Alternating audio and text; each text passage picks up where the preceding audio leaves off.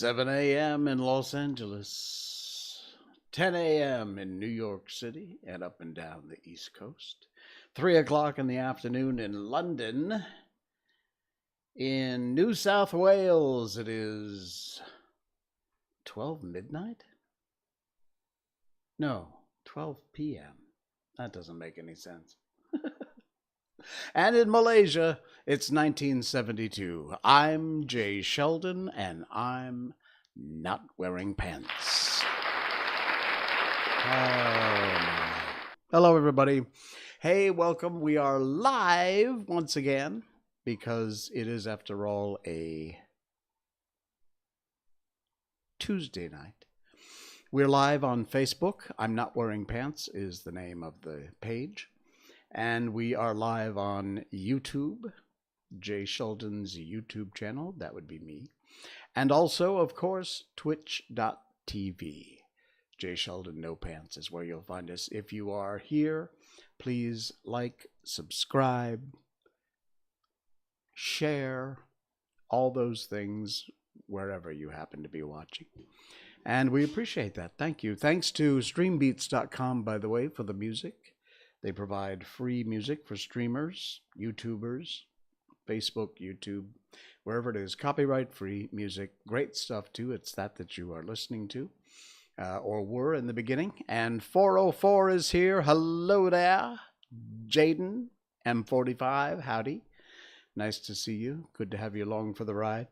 Wherever you may be on the planet, we have quite a few things to talk about tonight. As usual, we go through our day and what happened in the last 48 hours or so. Also, some stuff that I've found online, mostly Facebook, that either some of it pissed me off, some of it I agree with, some of it I don't, but that's what discussion and chit-chat is all about. And some of it is just inspirational, which is nice. I always like that. Also, of course, we'll be reading another chapter or two from the Velveteen Rabbit, which is our book. We do a book at the end of every live stream, and however long that takes.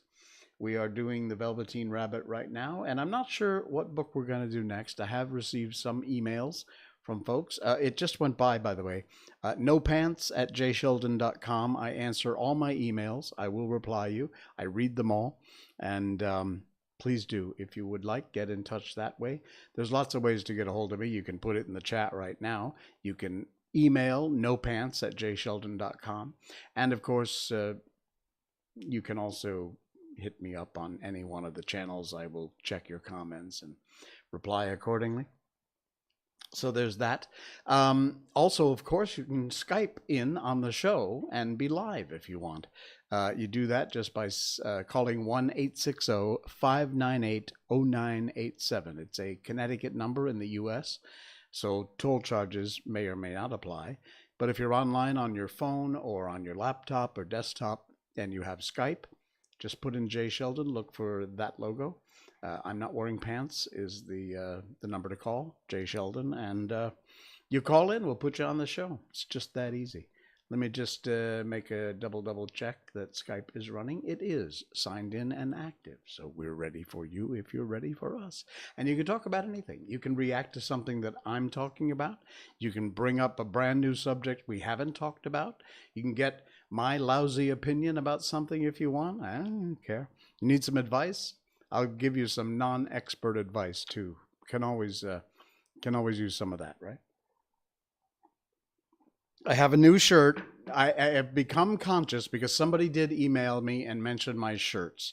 So I've become overly conscious of what I'm wearing now.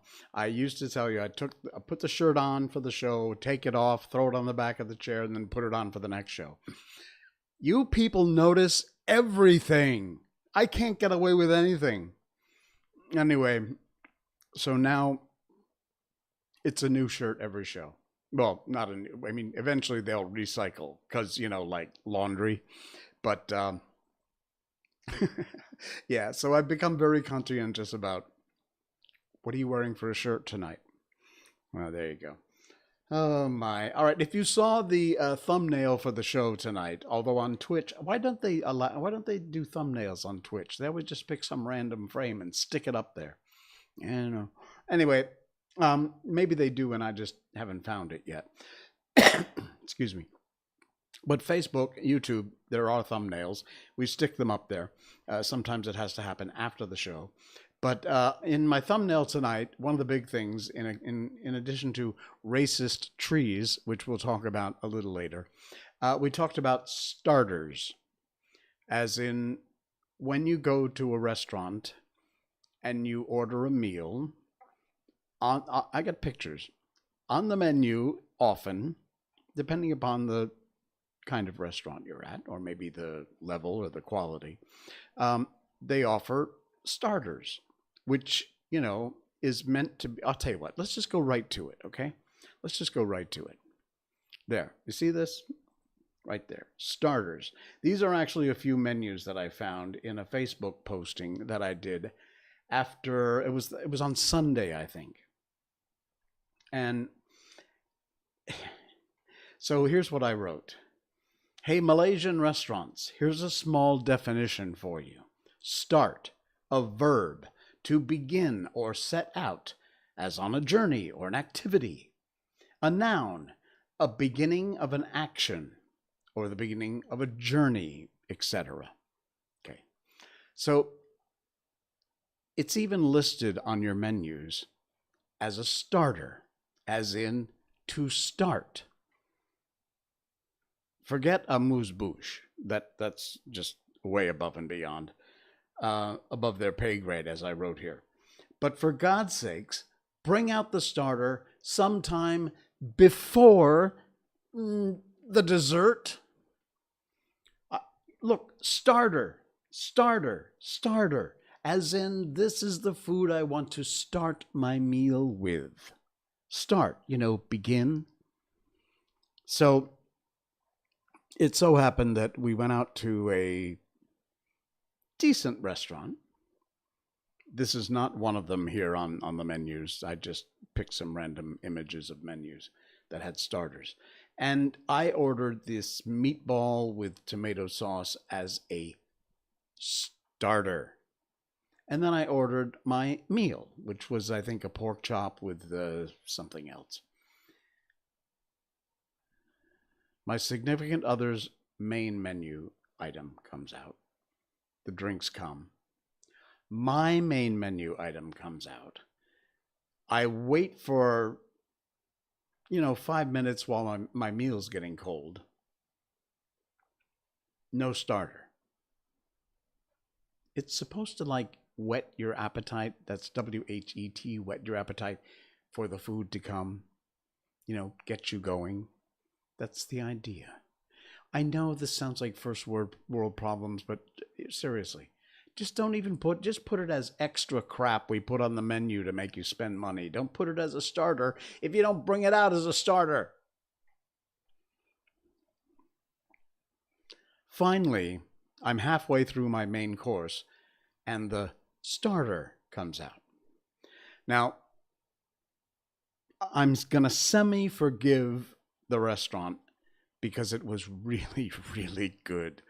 These meatballs were, it was so nice. And the tomato sauce was, I don't know what was in it, but man, it was great.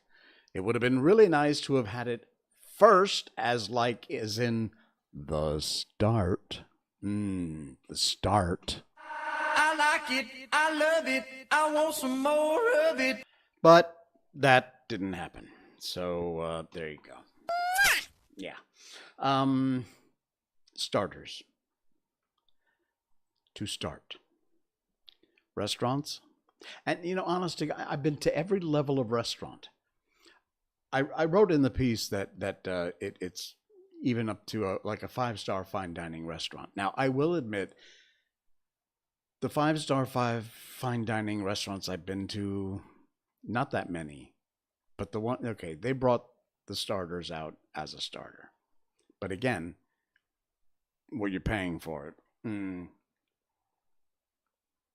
But anything below that, forget it. You might get the starter before dessert. Probably not. Okay, enough about starters.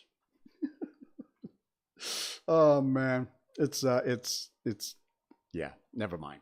We're gonna do something about racist trees also. We put that in our thumbnail too because boom, check it out. As you know, the woke folk who managed to, you know, screw about everything up these days. Uh, this is from PJ Media. Apparently, trees might be racist. I know, but that's the headline. Here's the story. A high school in Portland, Oregon has postponed changing its mascot. They were going to change their mascot to be an evergreen tree. And a woke, I added that, committee member raises concerns over possible racist connotations. The Ida B. Wells Barnett High School namesake, Pulitzer Prize-winning African-American journalist who extensively reported on and protested against lynching, reports the Portland Tribune. Originally, the evergreen tree was proposed because, according to Ellen Whatmore, a mascot committee member and a teacher at the school, evergreens are characterized by the life-giving force of their foliage, the strength of their massive trunks, and the depth of their roots.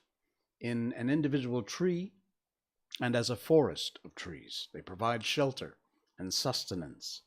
They have histories that preclude us and will continue in perpetuity long after we aren't here anymore. Well, somebody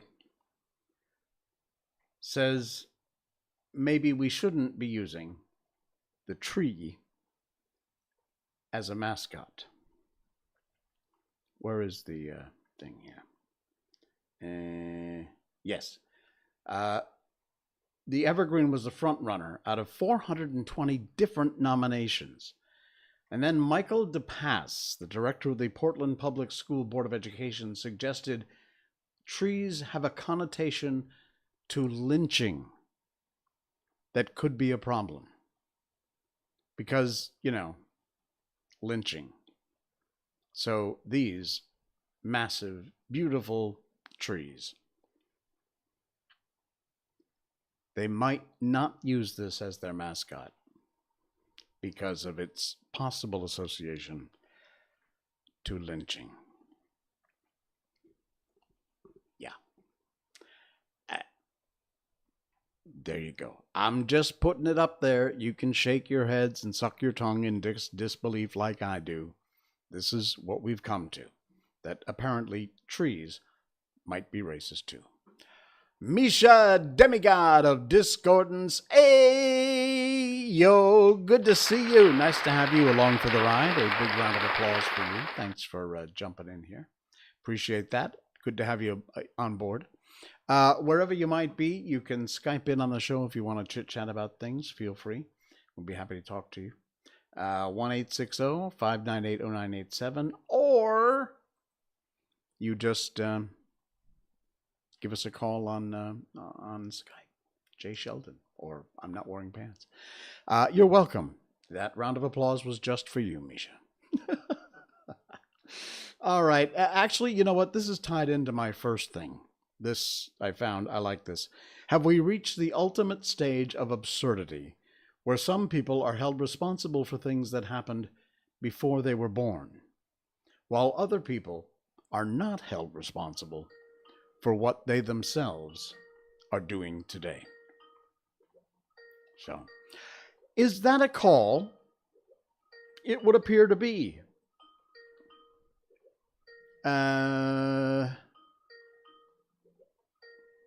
Why is that not working? I have no idea. Keep trying. For some reason, it's not working. I'll get it. That's really weird. I don't know why. I thought for sure I had everything set up right. As usual, it may or may not have worked. Unbelievable. All right, I'm gonna turn this on and we'll try it again.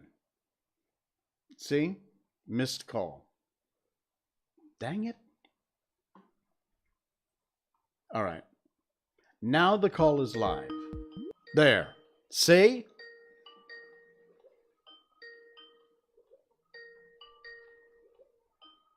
I'll figure this out. You just bear with me. Stand by. Trust me. I will get it. Oh, I think I fixed it. There you go. Hey, I fixed it. All right, but not me though. Hold up a second. I need to I think I'm still trying to contact you on your account. You know what? No, that's actually my hand phone. I don't know why that's doing that. Yeah, You are I keep hearing. Yeah, I keep hearing the ringtone. you are connected online though. Yeah, I am connected though. You are indeed. I've got you here, I think. Yeah, but I think due to me trying to call you and then I saw the meeting, my call is still. I'll be right back. Okay. Well, that's progress. We're getting there. How would I rate the quality of the call? Not so hot. Oh, man. I'm telling you. All right. Let's go back to the call here and see what else is going to happen. I have no idea if this is going to work or not. There we go. There we go. It's Hey! The constant ringing of the ringtone's over now. Okay, finally it's working. Yeah, it was not your end. It was mine mainly. Oh, really?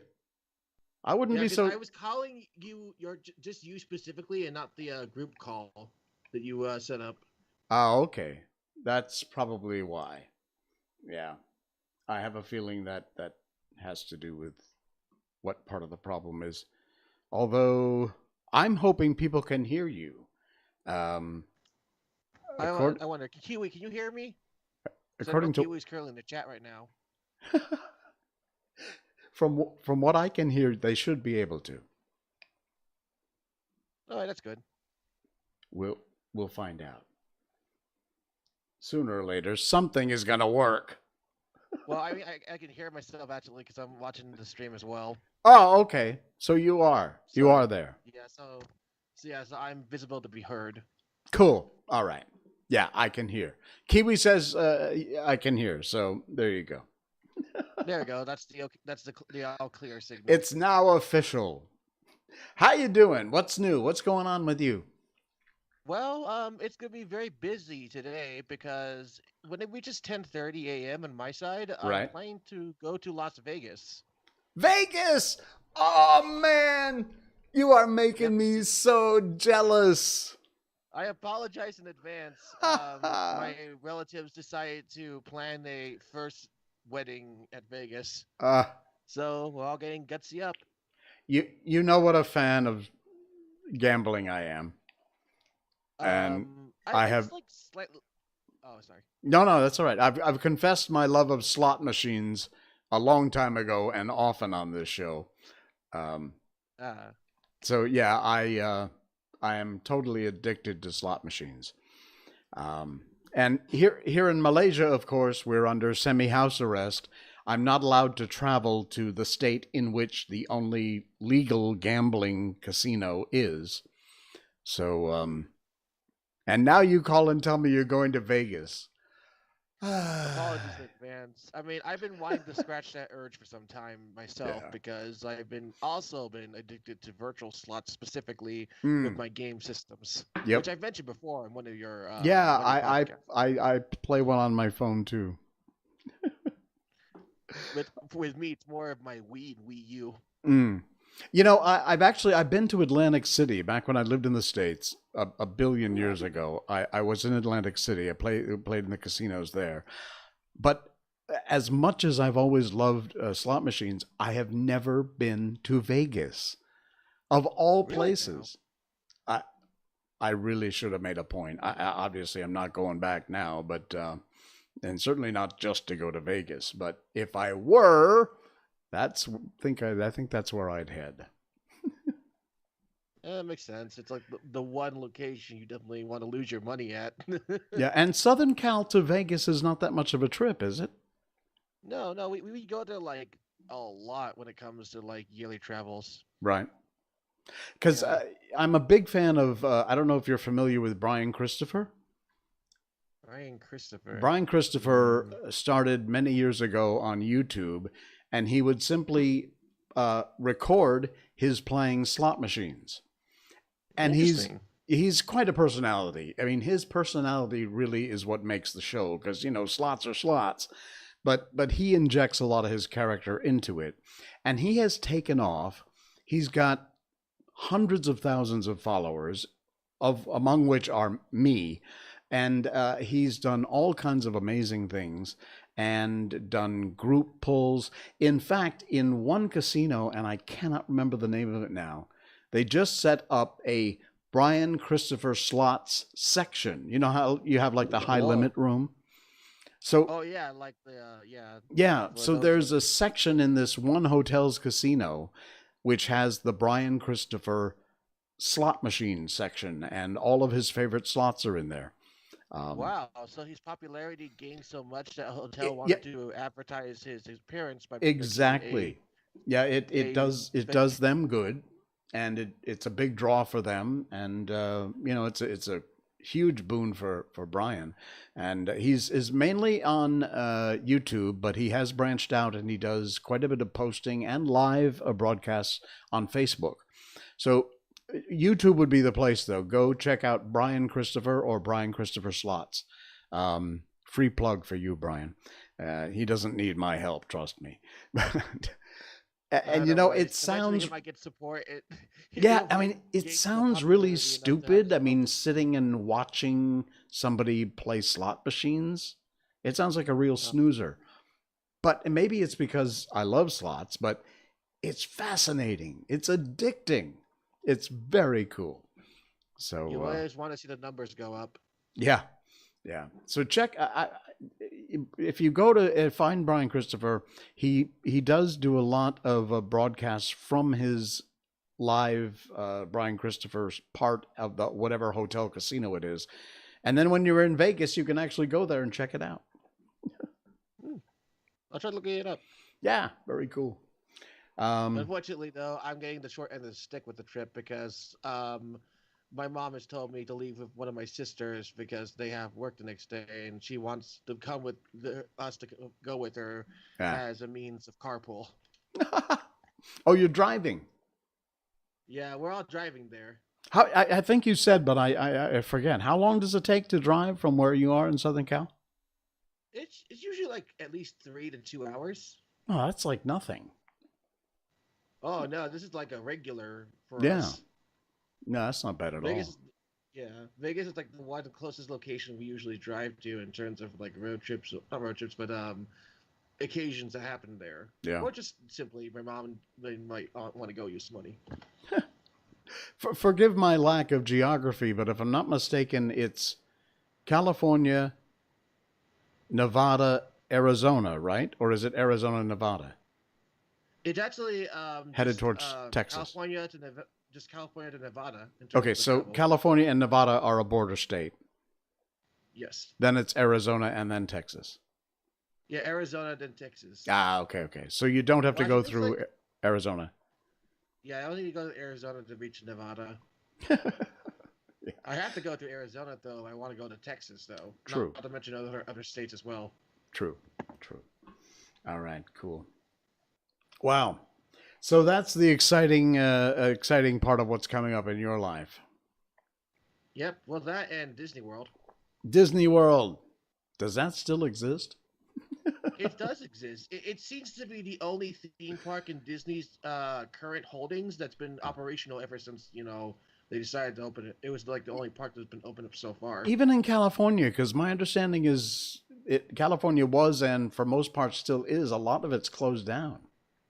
Oh yeah, it is still closed down. However, they recently announced that they're planning to reopen by the end of April. Oh, okay. Ironically enough, they said that their initial original date was going to be, and I kid you not, April 1st. And I thought to myself, that's the meanest thing you could ever do. Yeah. Yeah. We're open. We lied. Surprise. Wow. So much going on over there. Oh, yeah. All right. Cool beans. We got to move along, but I thank you so much. And put $10 in the machine for me and pull the handle, would you? Oh, no worries. My mom gave me a 20 ready for the action. Cool.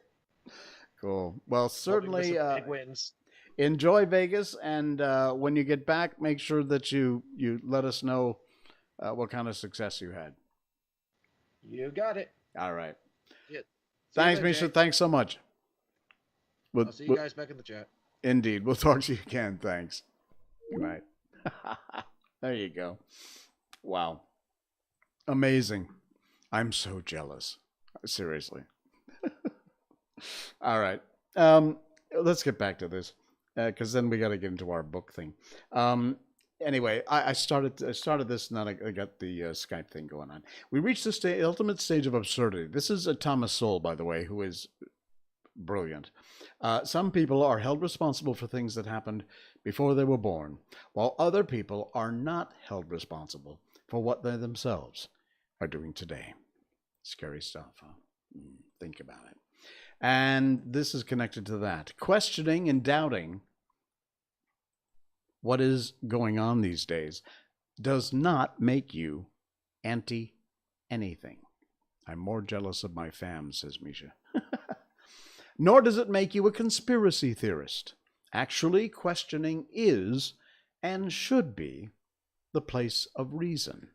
The fact that questioning has become taboo should, in fact, send a chill up everyone's spine. More things to think about, indeed. All right, this was fun. That's the heavy stuff. Get it out of the way. Inserted a Skype call in the middle, but that's fine, because that's the way this show rolls. Whatever happens, happens, and we just go with it. All right? You'll be fine. All right, I got to move this up a little bit. There we go. Okay, here we go. There'll be no escape in the future from telephones. From Pasadena. This was the 1950s when this was written. The telephone of the future. Mark R. Sullivan, San Francisco president and director of the Pacific Telephone and Telegraph Company, said in an address Thursday night, "Just what form the future telephone will take is, of course, pure speculation. Here's my prophecy. Listen. In its final development, the telephone will be carried about by the individual, perhaps as we carry a watch today. It probably will require no dial or equivalent, and I think the users will be able to see each other, if they want, as they talk. Who knows but what it may actually translate from one language to another." Huh? How about that? From the 1950s, the president and director of PT&T, Pacific Telephone and Telegraph, with what turned out to be a very accurate prediction. That blows my mind. That's very, very cool. And I mean, cool that what just happened, I got a phone call from halfway around the world in Southern California to here in Malaysia through the internet. In fact, it was not a video call, but it could have been if we wanted to do that. So indeed, we could talk to each other and see. And these days, there is translation that will automatically translate back and forth from one to the other. Crazy when accuracy was portrayed in the past. It is indeed. You are very, very right. All right. Another friend of mine posted this, and this is something that applies no matter what, and it particularly applies nowadays with the arts and artists all being locked down, unable to perform in many, many places around the world, not just here. Live shows, concerts, theater has all been badly affected for now over a year. and artists of all kinds have had to put up with some very, very rough times. I saw this, and it is extremely meaningful, and you have to hear this. When you buy from an artist or a maker, this is, again, buying locally, shopping locally, spending your money with the small neighborhood people. You're buying more than just an object or a painting. You're buying hundreds of hours of failures and experimentation. You're buying days, weeks, and months of frustration and moments of pure joy. You are not just buying a thing, a sculpture, a painting. You're buying a piece of heart, part of a soul, a moment in someone's life. And most importantly, you're buying the artist more time to do something they're very passionate about. I love that. That really hit home. I myself am not a artist per se. I'm a voice artist, but it doesn't count. So yeah, it does matter. It does matter where and what you buy, and please do what you can to help support the arts, especially now. It is so important now. It's always important, but really now in these days where so much has gone on. Okay. All right, on to some fun stuff, because I'm tired of talking about the heavy stuff. Check this out. This guy is called Spitfire. You want to talk about some talent? There's some talent. Take a look at this. Check this out. Watch this. It's slow-mo. Actually, maybe I can full frame it.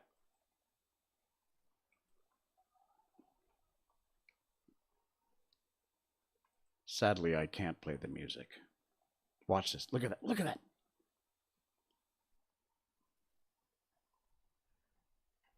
The GOAT of dock diving added another world championship to his resume. Ever seen a dog fly? Look at this. Look at that.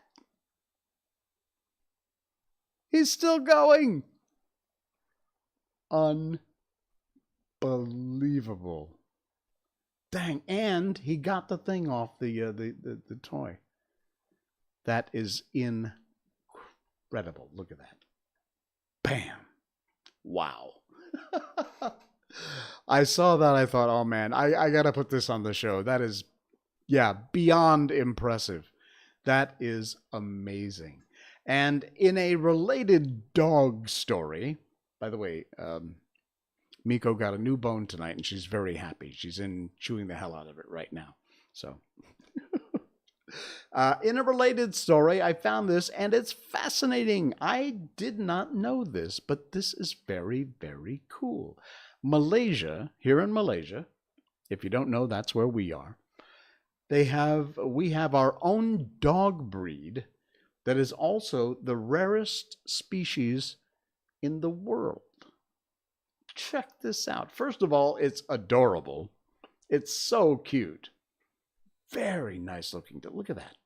Look at that face. There's a puppy. Are you a dog or a cat person? Well, if you answered dog, chances are you're obsessed with dogs. You own one or two, and if you put two dog lovers in a room, the first thing they're probably going to ask is, what breed of dog do you have? Well, you'll hear common answers often like Lab, Beagle, German Shepherd, Siberian Husky, Shiba Inu. If someone says Telemian or Telomian, there's a possibility that you won't know what that is. Well, it turns out Telomians are truly, truly special. One of the rarest breeds in the world and only found here in Malaysia. Yeah. What? If you're not familiar with the breed, you definitely heard of Anjing Kampong, which is roughly translates to village dog. your grandma or grandpa may already own one back in your kampong. The Talomian dog was first bred by the Orang Asli, the native folks here who help to protect them, control vermin, assist when it comes to hunting. And, oh, look at that. What a great face. Handsome. They are known for their amazing climbing abilities. Apparently, these dogs can actually climb trees. It has a blue tongue, just like the Chow Chow. Extremely alert, very intelligent. They don't bark. I don't know if that means they don't have the ability to bark or they just don't bark. The breed was coined from the Telum River in Pahang. First found by American anthropologists in 1963, it has been ranked as the #1 rarest dog in the world. You can find them in America after the person who discovered it brought back a pair of purebred to breed in the States. There's a lot yet not known about the Talomian dog. It's very rare to the canine world, and they're hoping someday that perhaps the species will get studied. But it is a beautiful, beautiful, let me go back up here, there, beautiful dog.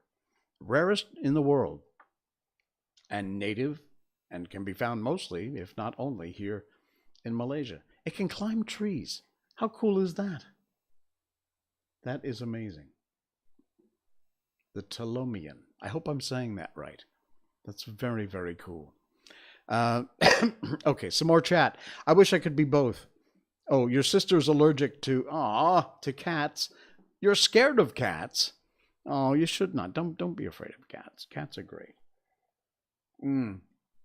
That often happens. A mean one scratched his face or hands, and slightly allergic to dogs, although you walk 2 of them every day. Invis Toby, hey, I forgot. I have no idea what day of the week it is. It's Tuesday. You know what? I had to stop and think twice if it was Tuesday or not. I'm the same. I had the same kind of weird day. It was one of those days where you just kind of go, what day is this? What time of day is it? The whole day. Honestly, I didn't feel that well most of the day today. So, yeah. But hi, Tobe. Good to have you along, Toby. I've got one more thing. No, I got 2 more things. 2 more things to share, and then we'll get on to the Velveteen Rabbit, our book tonight. Thanks for joining. Facebook, YouTube, Twitch.tv. I know self-praise stinks, and I'm not putting this on to do any sort of self-praise, but I am putting it on because I thought it was cool, and I completely forgot about it, and I want to know what happened to this thing. Let's see. What am I moving? Nope, that's not the right one. Come on, Jay, get with the program. Oh my God, where are we? That's not it either. Why can't I grab that? Okay, how about this one? There we go. All right, here we go. I'm going to stretch this, make it a little bit bigger. There we go. All right. Sadly, once again, I cannot play the sound. You know what? Maybe I can. There's not much music in this. I'll take a chance. This is a trailer for a film called Vox, V-O-X. It's from 2016. See if there's anybody in here you recognize.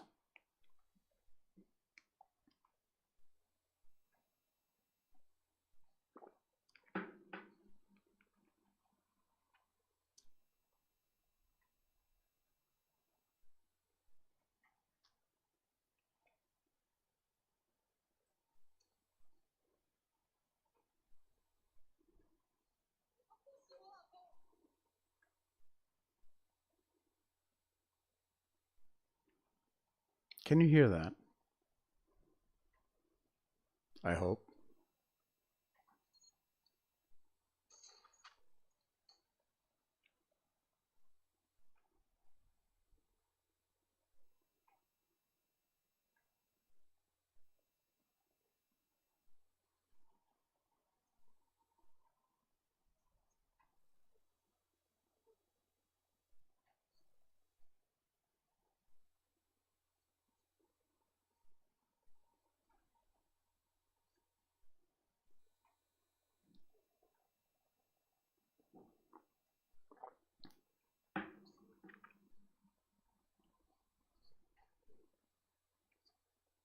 Who's that guy?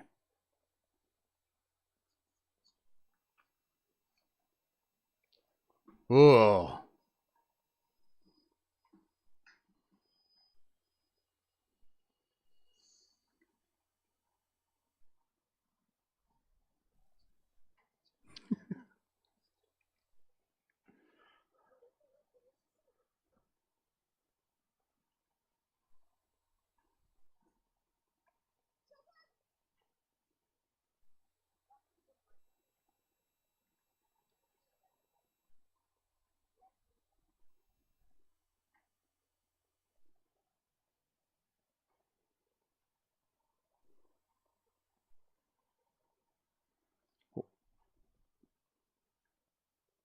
Whoa.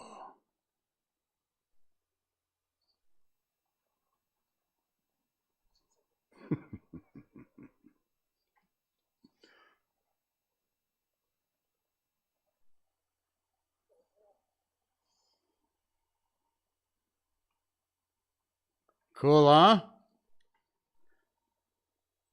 Why am I always playing the bad guy? Almost always playing the bad guy. This film was actually in the Busan Film Festival, I think. The Busan International Fantastic Film Festival, BIG. Back only 24 projects were selected globally for that. I did not have anything to do with it other than I acted in it. You'll see me there.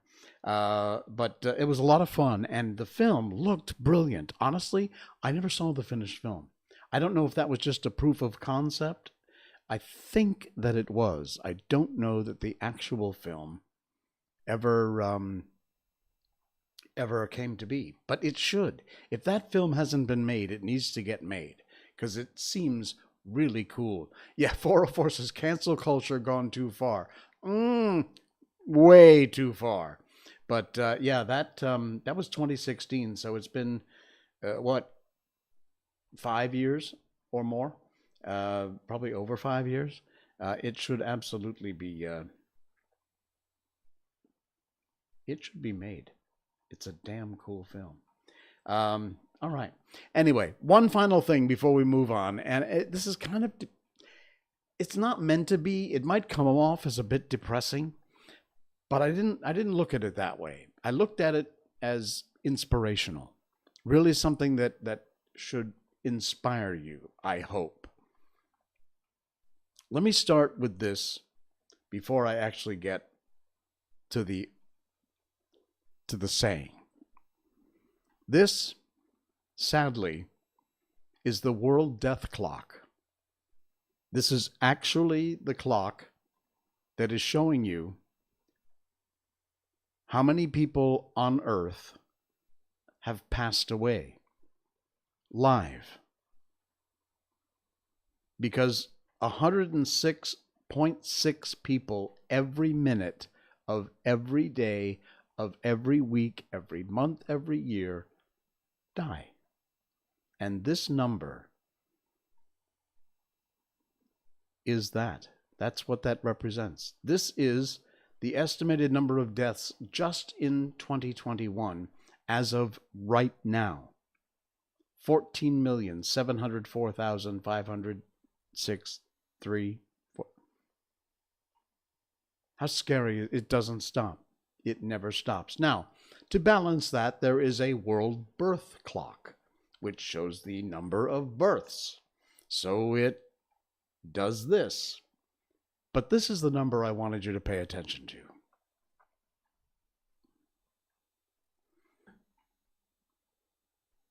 It makes you think, doesn't it? It really makes you stop and think. And it made me think about this. As you breathe right now, another person takes their last. So stop complaining about what you don't have and start appreciating what you do. Take a look.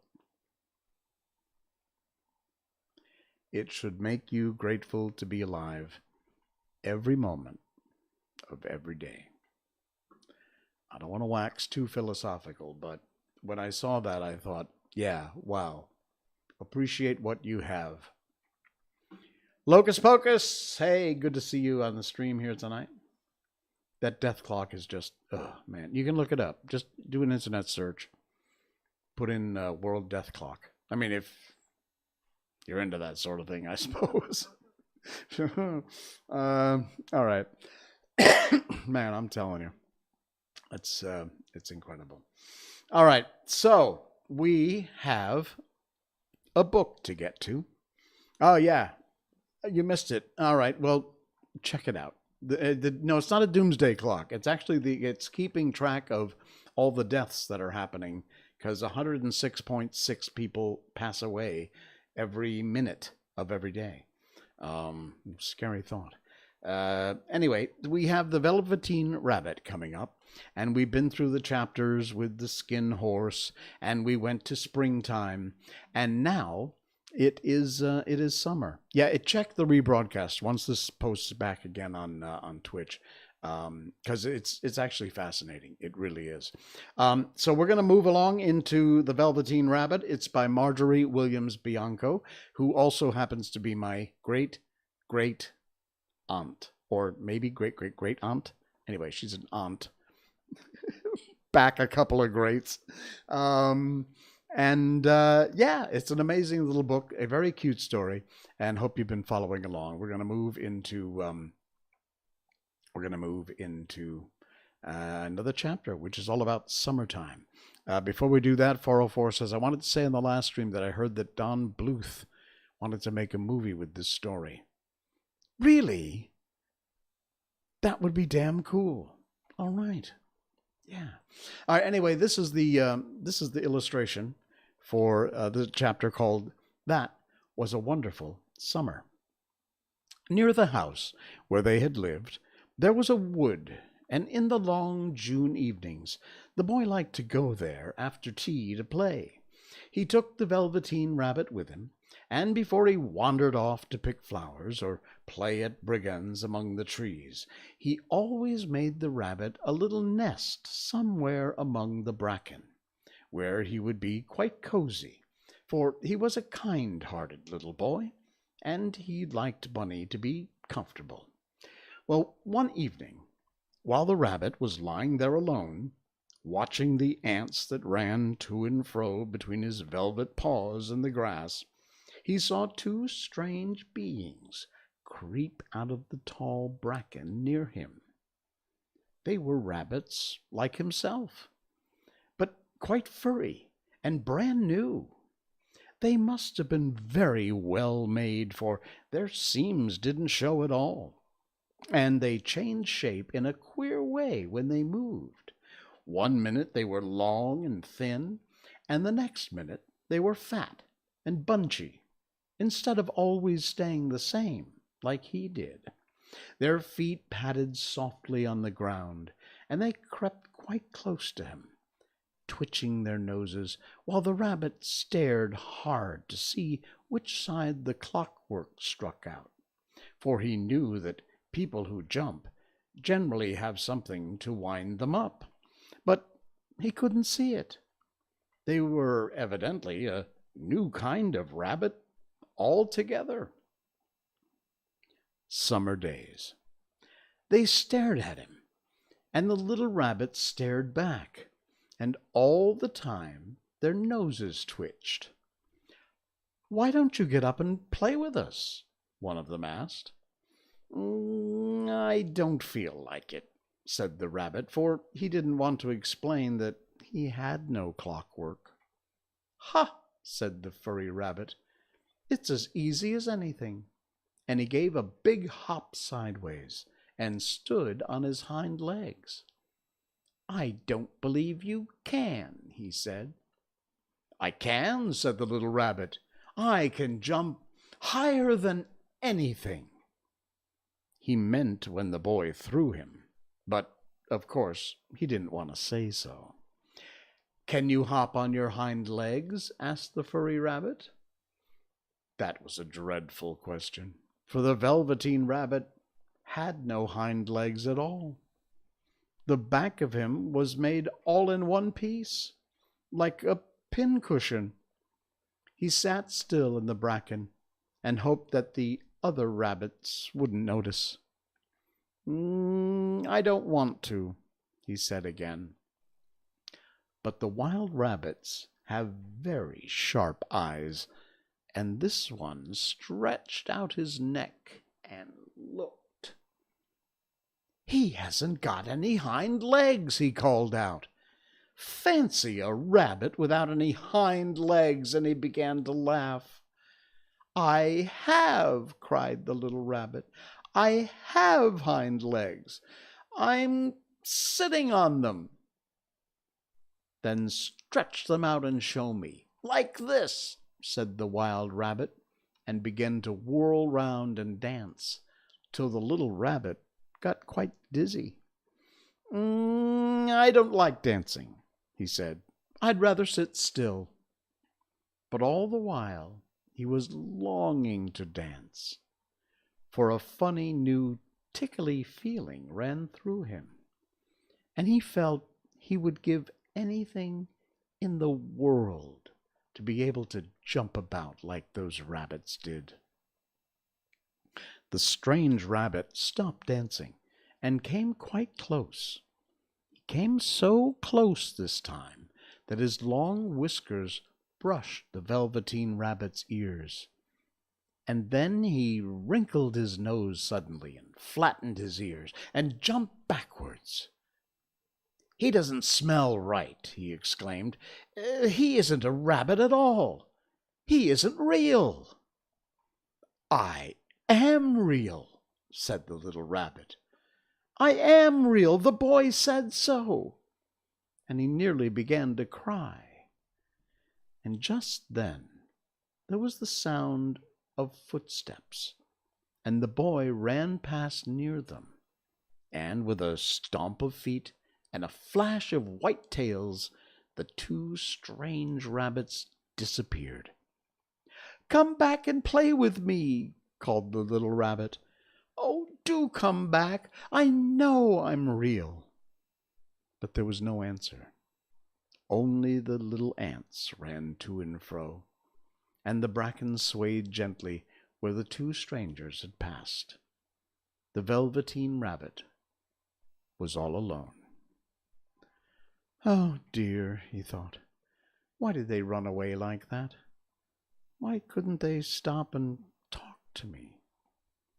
Well, for a long time he lay very still, watching the bracken and hoping that they would come back.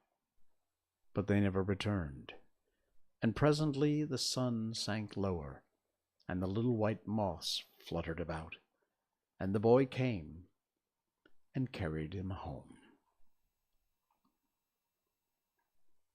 Wow. Let's do some more. I feel like doing some more. Why not? Weeks passed, and the little rabbit grew very old and shabby, but the boy loved him just as much.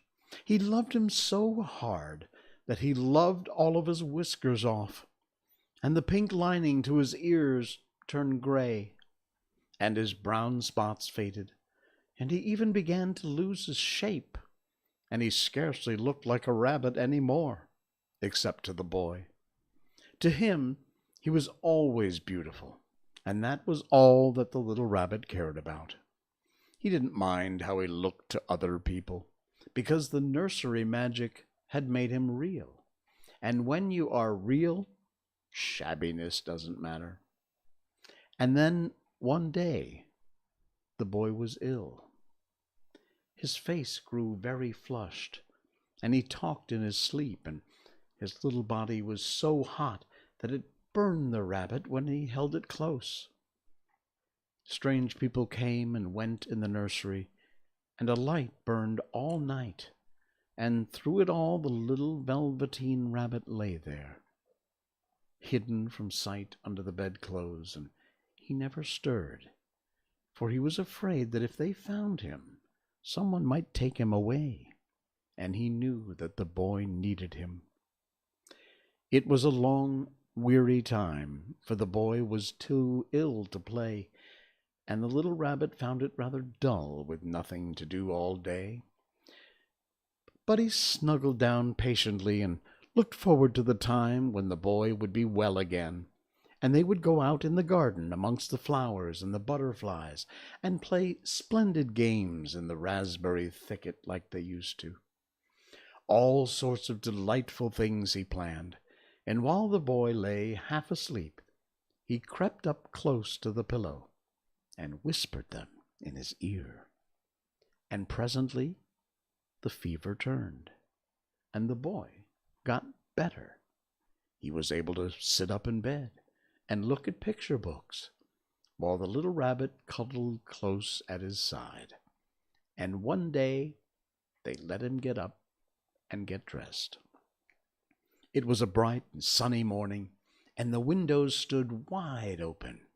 They had carried the boy out to the balcony, wrapped in a shawl, and the little rabbit lay tangled up among the bedclothes, thinking. The boy was going to the seaside tomorrow. Everything was arranged, and now it only remained to carry out the doctor's orders. They talked about it all while the little rabbit lay under the bedclothes, with just his head peeping out and listening.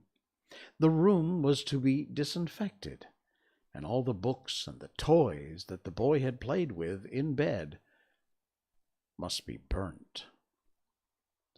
"Hurrah!" thought the little rabbit. "Tomorrow we shall go to the seaside." For the boy had often talked of the seaside, and he wanted very much to see the big waves coming in, and the tiny crabs, and the sand castles. And just then Nana caught sight of him. "How about this old bunny?" she asked. "That?" said the doctor. "Why, it's a mass of scarlet fever germs. Burn it at once." "What? Nonsense. Get him a new one. He mustn't have that any more." Oh my. That's where we'll end it for tonight. Coming up next, the chapter is called Anxious Times, in the story of the Velveteen Rabbit. That's cute. All right, so we'll do that next time on our Thursday night stream. Be sure and join us for that. They use the R word. Yeah, real. The Velveteen Rabbit. Feel like I heard that before, but just where? Well, it's actually a very famous story, written by Marjorie Williams Bianco. And we got that from the Gutenberg Project. Gutenberg.org is where you'll find all kinds of public domain books. They are free in different formats. If you use an ebook, EPUB format, HTML formats, text files, the Gutenberg Project or Gutenberg.org is where you will find our selection of books. And once we're done with the Velveteen Rabbit, which I'll tell you we're close to being finished with this book, we will move on. Not quite sure what we're going to move on to. We have some rather cool choices. I'll let you know again. And please, by the way, send me an email if you like. You'll see it down here scrolling at the bottom of the screen. It's nopants@jsheldon.com. I read all your emails. I reply everybody. So please do feel free to either put it in the chat or drop me an email, and I will check it out. We've got the Jungle Book by Rudyard Kipling, of course. We have The Legend of Sleepy Hollow. That'd be kind of fun. Peter Pan. That's a long one, but not a bad idea. Treasure Island, another long one, but a classic Treasure Island. Around the World in 80 Days by Jules Verne is another possibility. The Tale of Peter Rabbit. If you want to keep the rabbit theme going, we can do that. And another quite long one, but very interesting, The War of the Worlds by H.G. Wells. So that's the ones that I have picked, or I will pick from if we don't get a definite consensus. But if you have an opinion from one of those, or go on Gutenberg.org and check out the books there, and if you've got a better idea, by all means, we'd love to hear from you. Nopants@jsheldon.com. There you go. Just went by. Thank you, everybody. Thank you for liking, sharing, subscribing, wherever you may be. Facebook Live, Facebook, I'm Not Wearing Pants is the page. YouTube, of course, is our J. Sheldon channel. And twitch.tv, J. Sheldon No Pants, where, by the way, you can also get some J. Sheldon No Pants merchandise. Yeah, we got merch. Go to my page on twitch.tv and you'll find a link in the About section, something like that. But it's there. So check it out. We got some t-shirts, hoodies, hats, a mouse pad, some other cool stuff. So yeah, by all means, please do check it out. Name of the book was used in Ashau I Used to Watch. Character borrows that appearance and namesake based on the book's title and titular character. Okay. All right, guys, that's it. We're out of here. Thank you so much for joining. Thanks for liking, subscribing, sharing, and we will see you all next time on the show. That will be Thursday night, 10 o'clock p.m. my time here in Malaysia. Until then, I'm Jay Sheldon, and I'm not wearing pants. Good night.